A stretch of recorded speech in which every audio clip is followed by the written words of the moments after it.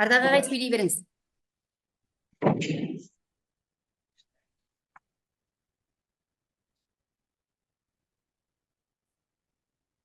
Саламатсыздар ма, құрметті әріптестер. Мен өзім таныстырып өтейін. Нөмірі 152 мектеп гимназияның тарих пәнінің мұғалімі. Менің енді жұмыс тақырыбым элективті курс алаш ардақтылары деп аталады. Бұл енді бағдарламаның негізгі мақсаты халқымыздың ардақты азаматтары, саяси көрнекті қоғам қайраткерлері және мемлекет қайраткерлерінің өмірі мен сан қырлы еңбек жолын ғылыми теориялық тұрғыда талдап, оны мектептің оқу бағдарламасына оқу тәрбие үдерісіне енгізу негізгі мақсат. Жалпы айтқанда енді мынандай міндеттер туындайды одан.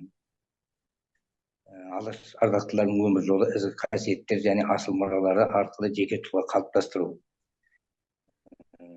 Ардақтылардың мұраларын пән сабақтарының мүмкіндіктері мен мазмұнын ескере отырып, мектептің оқу тәрбие үдерісіне енгізу арқылы ұлы азаматты әр қырынан таныту. Алаш ардақтыларының шығармашылығындағы ұлттық дәстүрлер, әдет ғұрыптар, патриоттық қасиеттер негізінде оқушылар бойына туған еліне, жеріне, ана тіліне, отанына деген сүйіспеншілік көзқарастарын қалыптастыру. Жалпы айтқанда енді алаш ардақтылары деген кезде біз көбіне алаш арыстарын айтамыз. Ал шындығына келгенде енді бұл еңбекте тек қана жаңағы алашорда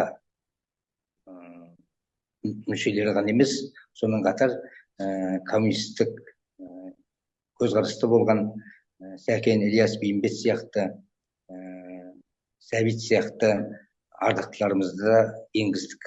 Енді бұлардың қай-қайсысы болмасын, көзқарастары әртүрлі болғанымен, шын мәнінде әрқайсысы туған халқы қазақ үшін еңбек етті.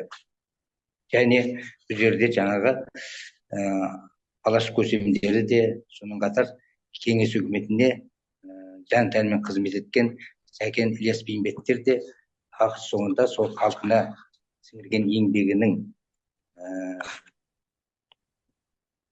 нәтижесін көре алмай, бәрі репрессияға ұшырап кетті. Шындығында осылардың әрқайсысының өзінің қоғамда атқарған, білім ғылым саласында атқарған барлық еңбектері қамтылады. Айналып келгенде енді бұл жерде бағдарламаның негізгі міндеттері осыған кеп негізделеді. Енді тақырыптың өзектілігі алаш арыстарының шығармашылық мұражылары және еңбектер сәуле шашып шәкірттердің ақыл ой мен сана сезімін өзіне баурап тұрғандығында. Бұл жерде енді бұл кісілердің бүкіл өмір тәжірибесі, атқарған қызметтері бүкіл біздің болашақ ұрпақтарға шын мәніндегі үлгі өнеге болып қала бермек. Енді бағдарламаның әдісі негізгі оқытудың әртүрлі әдіс тәсілдерін пайдалану арқылы оқушылардың жас ерекшелігі мен сабақ мазмұнын ескере отырып, оқу тәрбие үдерісін ұтымды, сатылай, бірізді, үздіксіз түрде ұйымдастыру.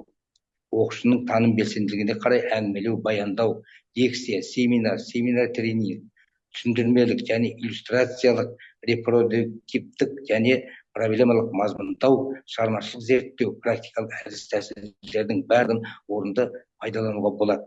Енді бұл еңбектің ерекшелігі бұл тек қана тарих пән мұғалімдеріне ғана емес, сонымен қатар қазақ тіл әдебиеті пән мұғалімдеріне де пайдалануға болады. Енді бұл еңбекте мен қандай әдістемелік нұсқаулықтар енгізілген мұнда. Сонымен қатар жұмыс дәптері бәрі қамтылған. Бұл жаңағы оқушыларға өте өзінің көмегін тигізеді.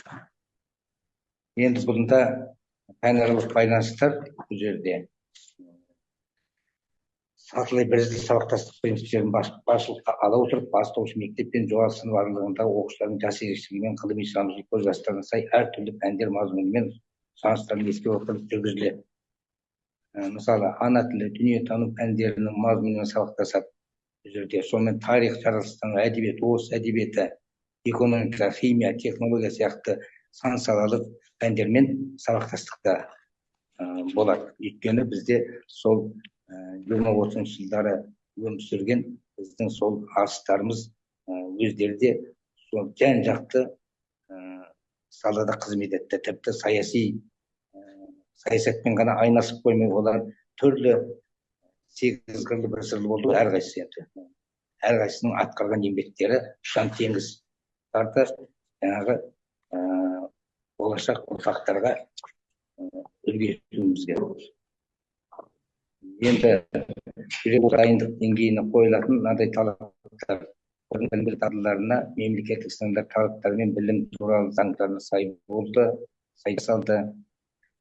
Бағдарламаның белгілі өзекті мәселеге жауап бере отырып, жасы тәрбиелеуді, олардың ұлттық сана сезімі мен саяси көзқарасын қалыптастыру және патриоттық тәрбиелеу міндеттерін шешуде мықты көмекші құрал болып табылады.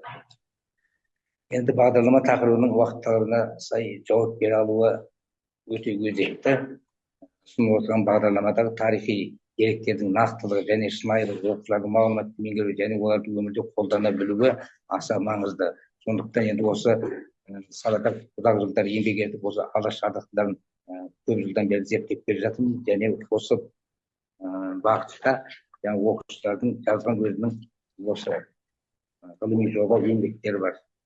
Оның ішінде міне Әлихан Бөкейхан көшбасшы деген ғылыми жоба еңбегі оқушының.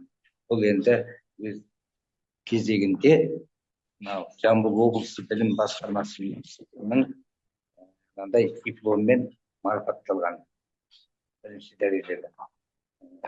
Жалпы енді осы тақырыптар бойынша жеке әр тұлғаларға осындай ғылыми жоба жұмыстарын жазылуға болады. Жалпы айтқанда, енді жұмыстың негізгі ұстанымы ұлттық мәдени құндылықтарды этнопедагогика мен халықтық педагогиканы негізге ала отырып, оқушылардың оқулықтарымен қосымша